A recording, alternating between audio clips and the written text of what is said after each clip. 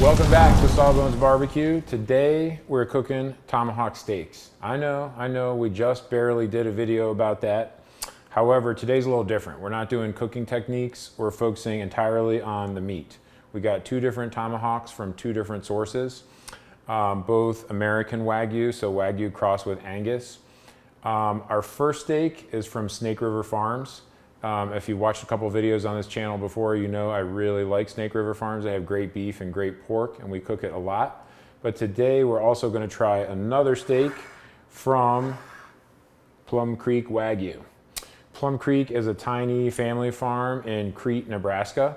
Todd recently paid them a visit while he was on his way home to see his parents in Nebraska and brought us home a giant cooler full of meat. They have full-blood Wagyu and also American Wagyu, and they use that term the exact same way, meaning Wagyu cross Angus. The owner is a guy named Adam Wackel. He was very nice with Todd, gave him a nice tour and showed him around and let him select some of the best meat. So it's a little bit of a David versus Goliath. Plum Creek is a tiny outfit. They do about 40 head a year, versus Snake River Farms is obviously a major commercial outfit, supplies restaurants and so on and so forth. So we're gonna see what the quality is from kind of a small family farm versus our usual tried and true. Very similar in terms of quality, how they look, what they cost. For the Snake River steak, we're using their black grade American Wagyu, which in terms of beef marbling scale, that's in the 6, 7, 8 range. So it's higher than USDA prime, but it's not their highest grade, gold grade, which is 9 through 12. And the reason we did that is because it happens to be the exact same price point.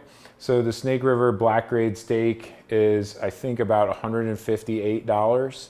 So not a cheap steak by any means, but it's really good. And it's a nice big steak. This one is 3.1 pounds. And then by contrast, our steak from Plum Creek Wagyu also came in around the same weight. I think it was 2.9 pounds. And Adam's price was $155. So very similar, should be kind of an apples to apples comparison in terms of them both being hybrid Wagyu. And to my eye, the marbling looks very similar. They're both really very nicely marbled and beautiful looking cuts. So we're gonna cook these up and just do a simple comparison on the quality of the beef. We're keeping it very simple. Our only ingredient today is salt. That's it. We're gonna salt them. We're gonna smoke them for an hour or so with some hickory to get some flavor on them. After they're done smoking, we're gonna sous vide them for a little while just to make sure the finishing temperature is exactly the same on both steaks. We'll do a medium rare at about 135 degrees, and then we're gonna give them a quick sear, slice into them, and have a little blind tasting to see if one tastes any better than the other. So with that, let's get these on the smoker. Okay, we're ready to get these bad boys on the smoker. Today we're gonna use the Yoder YS640S, which is my kind of daily driver, my favorite smoker. I did get a stick burner, which is the Workhorse 1975. I absolutely love this barbecue, I really do. And if we're doing briskets and pulled pork and ribs and all kinds of things, it's definitely worth the trouble to get this out. I do think the flavor is better with a true stick burner, but when we're just cooking a couple of steaks for an hour or two, it's kind of a little bit too much trouble to do all that. So what I've been messing around with is trying to kind of convert the Yoder into stick burner mode by getting some wood splits adjacent to the firebox. So this is a standard pellet grill. We're grilling with a mix of oak and maple pellets and whatnot that I put in there. But we have taken a hickory split, the likes of which we would ordinarily use on the stick burner, and we have chopped it up into some smaller kind of bite-sized chunks. And we're gonna try to get 2 or 3 of these right in front of the firebox and light them up and get them started with the grill gun in hopes that we get a little bit of extra hickory flavor on the steaks, which is how I like them. So we're gonna give that a go and see how it comes out.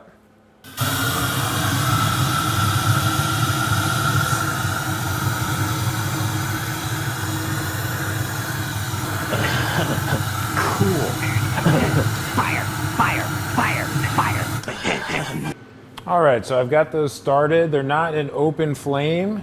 They're just kind of smoldering, and I'm keeping them just a little bit away from the open flame of the firebox so they don't quite go up, they just kind of smolder away. All right, we've got these in an even spot on there. Got our meter probes in there to check our temperature. We're not gonna finish them all the way, we'll just get them close, get a good hour of smoke on them at least, if not more. And then when they're getting close, we're gonna switch them to the sous vide to make sure we get that finishing temperature just right. The steaks are done and they look phenomenal. My mouth is watering and I cannot wait to eat these. So we smoked them with both the pellets and the hickory splits for a little over an hour. We then put them in the sous vide and let them equilibrate to 135 degrees, so they're both the exact same temperature. Then we seared them on the Yoder, 2 minutes per side, to char them a little bit, put some grill marks on them. They look great. Usually I get to do all the tasting, but that's just not fair. So today, Todd is gonna be the chief taster. I'm gonna slice these up, and then he's gonna leave the room, and I'm gonna make a little sample plate for him, and then he'll do our official tasting and tell us which is better. And we also have a new knife to play with, which is fun. This is a Liston amputation knife, which usually I see when doing a below knee amputation. And I always think to myself, why do we have this unnecessary thing in surgery? You don't need it. You could do that with a 10 blade and a bovie. But I always make a point of using it just for a minute, just to say I did. And then I always make a comment like, you know where this would actually be useful? At home when I'm cooking barbecue. So I guess Todd took me a little too seriously when I said that, and he bought me one. So this is a brand new one that Todd gave me as a present. No, it has never been used on a human. So yeah, we're using an amputation knife to cut steaks because why not? So I'm gonna cut these up, and then we'll come back and get them plated and see what FT has to say about them. Okay, we have our tasting plate ready. What I did is take 1 bite of the cap and 1 bite of the eye from each steak and cut them into little rectangles and made it as difficult as possible for him to tell which is which.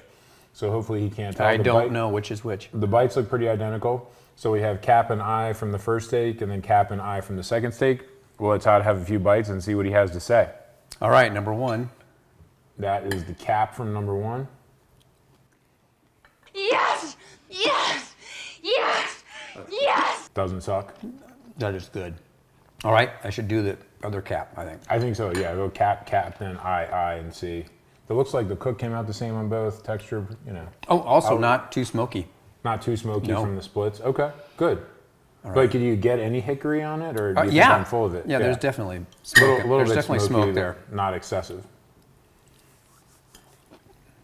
A little chewier, but it's good. All right, Okay, all right. very good. All right, On to the eyes. let's do the same order. Steak number one. Now that piece is a little chewer. All right. There's no way I can pick a winner here. Well, I'll have to put a gun to your head at least, and just Pick one? You're compelled to pick either number one on the okay. left or All number right. two on the right. If you had to pick, I get that they're both good, but I think this piece I like the most. the cap from number one, very nice. So what's that? So number one was the Plum Creek Wagyu. Okay. Yes.